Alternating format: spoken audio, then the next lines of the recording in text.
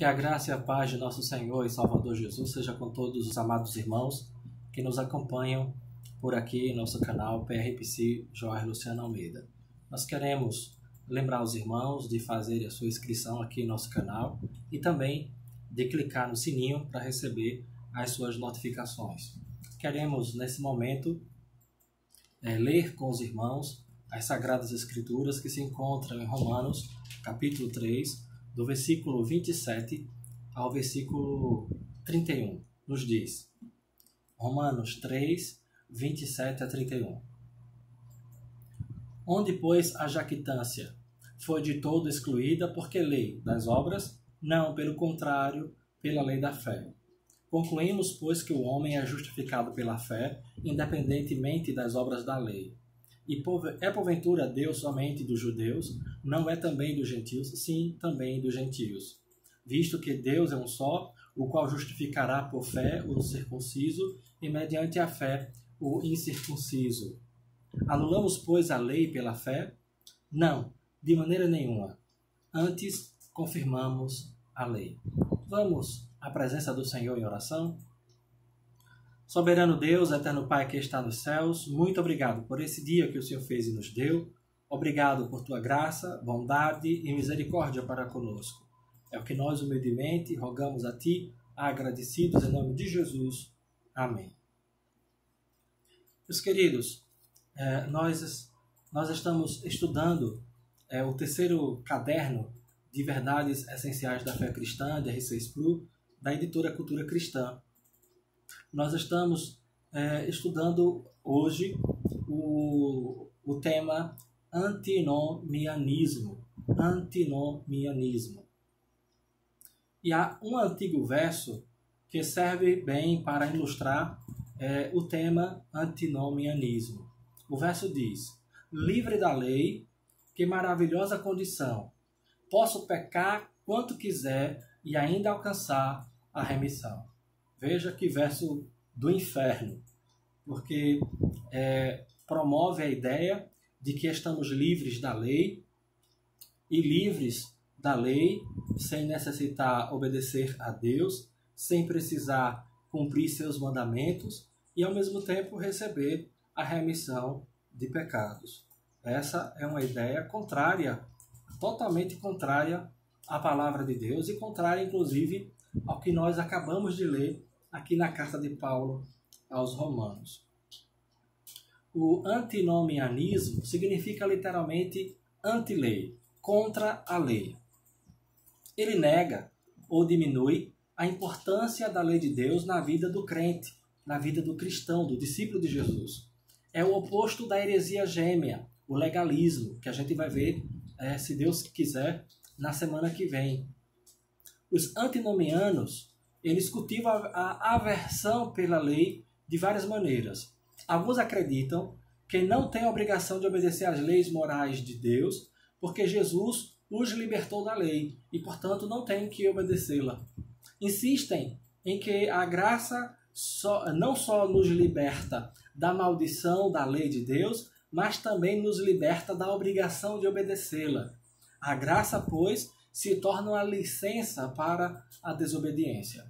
É o que alguns afirmam, é o que alguns creem e é o que alguns praticam.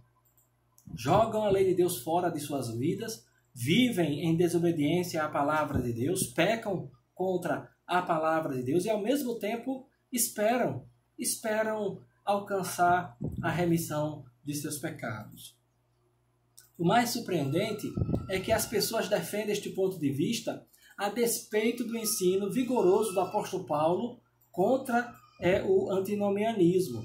Paulo, mais do que qualquer outra pessoa, mais do que qualquer outro escritor do Novo Testamento, ele enfatizou as diferenças entre a lei e a graça. De fato, ele se gloriava na nova aliança. Ele mesmo falava da salvação pela fé em Cristo Jesus, que o que para ele era lucro, era ganho, ele considerou como refúgio, como esterco, como coisa sem valor, inútil. mas ao mesmo tempo que ele se gloriava na salvação em Jesus, na salvação pela graça, ele foi muito explícito em sua condenação do antinomianismo, quando diz o que nós já lemos em Romanos 3:31. Anulamos, pois, a lei pela fé? Anulamos, pois, a lei de Deus porque somos salvos pela fé? Ele diz, não, de maneira nenhuma. Antes, confirmamos a lei. Nós precisamos compreender que todos nós somos salvos pela graça de Deus em Cristo Jesus. Somos salvos pela graça, somos salvos pela fé, mas devemos confirmar a lei. Ou seja, nós devemos praticar a lei, não para a nossa salvação, como veremos. Martinho Lutero, ao defender a doutrina da justificação pela fé somente, ele foi acusado de ser um antinomiano. No entanto, ele afirmava com o apóstolo Tiago, que a fé sem obras é morta. Ele, portanto, afirmava que precisamos praticar a lei para confirmar a nossa obediência a Deus, confirmar o nosso testemunho diante do Senhor, para evidenciarmos o nosso compromisso com Deus. Lutero discutiu com seu discípulo João Agrícola sobre esta questão. Agrícola negava que a lei tivesse qualquer propósito na vida do crente. Negava até mesmo que a lei servisse para preparar o pecador para a graça. Esse discípulo de Lutero negava isto. Parece que ele não leu a carta de Paulo aos Gálatas, que diz que a lei serviu de aio, de apoio até Cristo, até chegar a Jesus. O João Agrícola, discípulo de Lutero, ele, portanto, achava que a lei não servia nem para preparar o pecador para receber a graça de Deus, o que, na verdade, a lei, sim, serve para preparar o pecador a fim de que ele receba a graça do Senhor.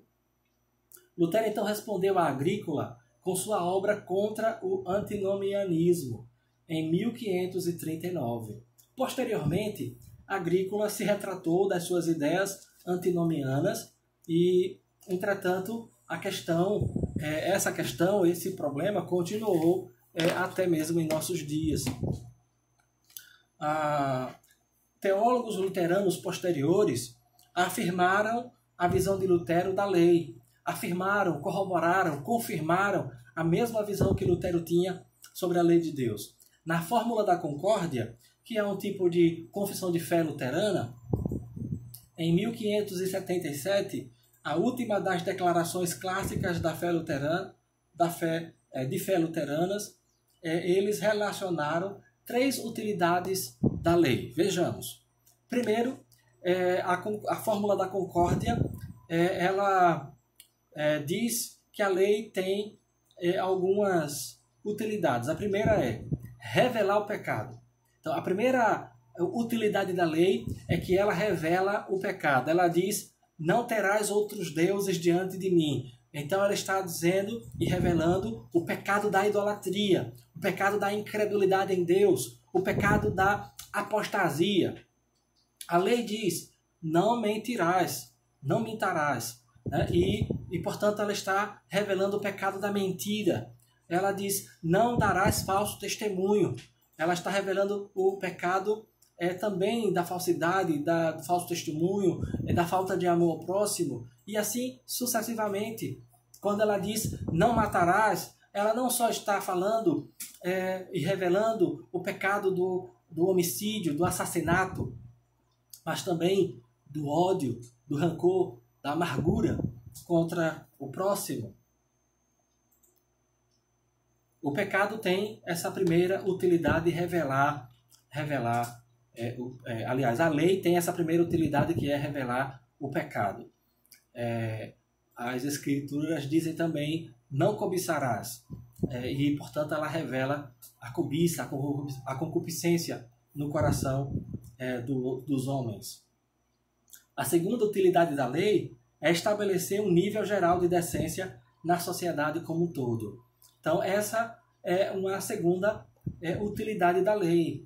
A lei estabelece, a lei ela traz e estabelece, fundamenta um nível geral de decência na sociedade.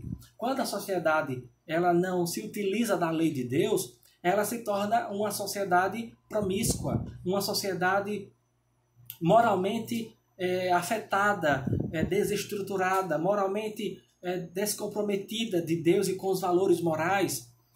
Quando uma sociedade ela não se dirige pelas regras da palavra de Deus, ela se torna corrupta e corruptora, como aqui no Brasil em nossos dias. Portanto, uma das utilidades da lei é estabelecer um nível geral de decência na sociedade como um todo. Quando uma sociedade ela é organizada a partir de valores morais, a partir da lei de Deus, esta sociedade ela é melhor, ela funciona melhor e ela tem mais justiça social. Mas a terceira utilidade da lei é proporcionar uma regra de vida àqueles que foram regenerados pela fé em Cristo. Essa é a terceira utilidade da lei. Ela proporciona para os crentes, proporciona para os cristãos, proporciona para aqueles que abraçaram a Jesus pela fé, proporciona regra de vida, proporciona uma norma de vida, proporciona um manual de conduta para que vivamos como cristãos no meio da sociedade, de forma que Deus seja glorificado por meio de nossas vidas. O erro primário do antinomianismo é confundir justificação com santificação. Nós somos justificados pela fé somente. Nós somos justificados pela fé em Cristo, pela graça de Deus, portanto, independente das obras. Independentemente das obras da lei, nós somos justificados pela fé em Cristo Jesus. Entretanto, todos os crentes crescem na fé, todos os crentes desenvolvem a sua salvação ao observarem os mandamentos de Deus expressos na sua palavra. Todas aquelas pessoas que observam, guardam, praticam a palavra de Deus, os mandamentos de Deus nas Escrituras, todas estas pessoas, elas crescem espiritualmente, elas se desenvolvem espiritualmente, elas são santificadas pela fé, elas são santificadas por causa da sua obediência à palavra, por causa da sua obediência às Escrituras, por causa da sua obediência à lei de Deus. Não para granjearem o favor de Deus, a salvação, o perdão de pecados, a sua justificação, mas movidos por uma amorosa gratidão pela graça que lhes é concedida através da obra de Cristo Jesus, estas pessoas obedecem à palavra de Deus. Nós devemos, portanto, ter esta compreensão. Nós somos salvos pela fé somente, mas nós cumprimos a lei de Deus e devemos cumprir a lei de Deus como demonstração da nossa gratidão e para crescermos espiritualmente, nos desenvolvermos pela fé. É um erro grave supor que o Antigo Testamento era a aliança da lei e que o Novo Testamento é a aliança da graça. É temerário, é um erro. O Antigo Testamento é um testamento monumental da maravilhosa graça de Deus em Cristo Jesus em favor do seu povo. Porque desde Gênesis capítulo 3, versículo 15, Deus vem anunciando o Messias, Deus vem anunciando o Salvador, Deus vem anunciando a vinda do seu Filho, a vinda da semente da mulher, a vinda da posteridade de Abraão, do descendente de Abraão que vai abençoar todas as famílias da terra, a vinda de Siló, a vinda do grande profeta semelhante a Moisés, a vinda do menino, filho da virgem, a vinda do servo sofredor, a vinda do Cordeiro de Deus que tira os nossos pecados. Deus vem anunciando, vem falando, vem profetizando por meio dos seus servos, revelando progressivamente ao longo dos séculos o anúncio da chegada do seu filho, do seu servo, para nos salvar, nos trazer salvação, perdão de pecados, desde sempre. Portanto, todo o Antigo Testamento fala da graça de Deus em Jesus a nosso favor. Meus irmãos, Semelhantemente, o Novo Testamento está literalmente cheio de mandamentos. Assim como o Antigo Testamento está cheio da graça de Deus em Jesus para conosco, o Novo Testamento está cheio de mandamentos. Não somos salvos pela lei, mas somos salvos pela fé somente em Cristo Jesus, mas demonstramos o nosso amor a Cristo, demonstramos a nossa gratidão a Deus, obedecendo os seus mandamentos, porque Jesus disse para nós em João capítulo 14, versículo 15, se me amais, guardareis os meus mandamentos. Se me amais, guardareis os meus mandamentos. Nós precisamos não só aprender estas verdades, que o Antigo Testamento está cheio da graça de Deus em Jesus para conosco, mas aprendemos também que o Novo Testamento está cheio de mandamentos que devemos cumprir, que devemos guardar para que demonstremos nosso amor real para com a pessoa de Jesus. Ele afirmou que se nós o amamos, nós guardamos os seus mandamentos. Se nós dizemos, falamos, afirmamos que amamos ao Senhor Jesus, nós devemos demonstrar o nosso amor por Cristo obedecendo a sua lei. Frequentemente ouvimos a afirmação: o cristianismo não é um monte de normas sobre o que fazer e o que não fazer. De fato, o cristianismo não é uma lista de regras. Há alguma verdade nesta dedução, há alguma verdade nesta afirmação, visto que o cristianismo é muito mais do que uma mera lista de regras de faça e não faça. Em sua essência, o cristianismo é um relacionamento pessoal com o próprio Cristo Jesus, nosso Salvador. O cristianismo é um relacionamento pessoal com Deus mediante a pessoa de Jesus Cristo, nosso Salvador. O cristianismo é um relacionamento pessoal com a Trindade, mediante a obra redentora feita por Cristo Jesus na cruz do Calvário a nosso favor. Não obstante, o cristianismo também não é destituído de regras. A nossa religião, o cristianismo bíblico, não é destituído, não é vazio, não está oco de regras. O Novo Testamento claramente inclui alguns faça isto, não faça aquilo. O Novo Testamento tem mandamentos. O Novo Testamento também fala de regras, também fala de normas, também fala de conduta cristã apropriada e conduta cristã inapropriada. Fala daquilo que devemos fazer, daquilo que devemos guardar, daquilo que devemos praticar e diz que o que nós também não devemos praticar. Meus irmãos, o cristianismo não é uma religião que sanciona a ideia de que todos têm o direito de fazer o que acharem melhor aos seus próprios olhos. A religião cristã, a fé cristã, ela não sanciona essa ideia de que cada um faça o que bem lhe parecer a seus olhos. O cristianismo não transmite, não ensina, não sanciona, não aceita esta ideia. Nós não fomos deixados por Jesus para fazermos o que bem quisermos. Ao contrário, o cristianismo nunca dá a alguém o direito de fazer o que é errado. A palavra de Deus nunca permite, nunca dá a nós o direito de fazermos o que é errado. Ela sempre diz que devemos fazer o que é certo e evitar e deixar de fazer o que é errado. Se você pensava diferente disso, se você era um antinominiano, então eu quero convidar você, chamar você, desafiar você a se arrepender dos seus pecados, a se arrepender da sua postura de ser contra a lei de Deus, se arrepender da sua visão de mundo, de que nós não somos obrigados a guardar a lei de Deus.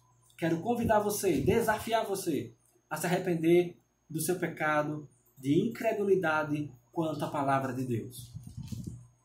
E desafiar você a abandonar essa mentalidade, abandonar essa postura de considerar que A lei de Deus foi abolida para sempre e ela não deve ser praticada, guardada, vivenciada por nós.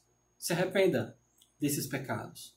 E lembre-se, compreenda que eu e você, que fomos salvos por Cristo Jesus, nosso Senhor, por meio da obediência de Cristo, da morte de Cristo, da ressurreição de Jesus, eu e você temos o dever moral, temos a obrigação moral, porque nós somos criaturas racionais e morais, feitos por Deus à sua imagem e semelhança, e fomos salvos por Jesus nosso Senhor para uma vida de obediência. O apóstolo Pedro vai dizer que nós somos os filhos da obediência. Portanto, devemos viver em obediência à lei de Deus, à palavra de Deus, às normas de Deus, ao evangelho de nosso Senhor Jesus. Abandone o seu pecado de ser contra a lei. Abandone o seu pecado de ser contra a palavra de Deus. Viva o evangelho. Viva as escrituras. Faça o que Deus ordenou a você. Faça o que a palavra de Deus ordena a cada um de nós. Obedeça às sagradas escrituras. Jesus disse: se me amais, guardareis os meus mandamentos. Se você de fato ama a Jesus, obedeça, guarde, pratique, execute aos mandamentos do Senhor Jesus. Caso contrário, você estará dando provas apenas de que você é um cristão nominal, cristão apenas de nome, e não um cristão real, e não um seguidor de Jesus, e não um discípulo do Mestre. Que Deus use de graça e misericórdia para conosco e nos ajude a abraçarmos a sua palavra, abraçarmos a sua lei e seguirmos aos seus mandamentos, para a glória do Senhor e para o nosso bem. Vamos orar? Soberano Deus, eterno Pai que está nos céus, muito obrigado mais uma vez por esse dia que o Senhor fez e nos deu. Obrigado porque até aqui o Senhor tem nos amparado, nos sustentado, nos concedido graça e favor. Toma, Senhor, toma em tuas santas mãos, não apenas as nossas vidas, mas toma diante de ti a cada um dos teus servos que está assistindo ou vai assistir em algum momento a este estudo. Que o Senhor nos assista, que o Senhor nos ajude, que o Senhor nos conceda tua graça e favor. E a compreensão, não apenas a compreensão intelectual, mas que nós possamos assentir, aceitar, acolher em nosso coração a tua palavra com mansidão e obediência. Em nome de Jesus, nosso Senhor, é o que rogamos a ti, agradecidos. Te pedimos ainda que o Senhor olhe para a Igreja Presbiteriana do Brasil, em Vitória de Santo Antão, que o Senhor olhe para o teu povo espalhado na face de toda a terra, que o Senhor use de misericórdia para com todos nós e nos conceda a tua graça, em nome de Jesus, nosso Senhor. Onde quer que os teus filhos se encontrem, que a tua boa mão os alcance, os abençoe, os favoreça, e esteja o Senhor inclinando nossos corações ao temor do teu nome, e a uma vida justa e uma vida de obediência à tua palavra. É o que nós humildemente rogamos a ti, agradecidos, em nome de Jesus, nosso Senhor. Te pedimos também que o Senhor esteja tocando na mente dos cientistas que estão trabalhando nas vacinas contra o Covid-19, que eles possam realmente confeccionar, realizar uma vacina eficiente e eficaz e que não traga maiores danos colaterais a quem tomar a estas vacinas. É o que nós pedimos ao Senhor, em nome e para a glória de Jesus, nosso Redentor. Amém.